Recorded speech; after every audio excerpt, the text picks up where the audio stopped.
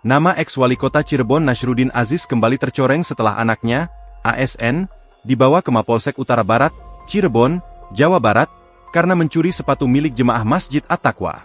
Aksi pencurian ASN terekam kamera CCTV pada Minggu, 5 Oktober 2025, dan penangkapan dilakukan pada Senin, 6 Oktober 2025.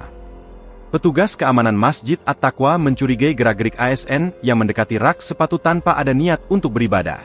Selama ini ASN dikenal sebagai anak pejabat lantaran ayahnya menjadi wali kota Cirebon 2 periode, yakni tahun 2015, 2018, serta 2018-2023. Setelah ayahnya tak lagi menjabat dan terseret kasus korupsi, ASN justru melakukan aksi pencurian sepatu. Nasruddin Aziz merupakan ketua DPC Partai Demokrat Kota Cirebon sejak tahun 2006 hingga 2019. Pria 60 tahun itu sempat menjadi ketua DPRD Kota Cirebon yang memperkuat namanya di kancah politik daerah.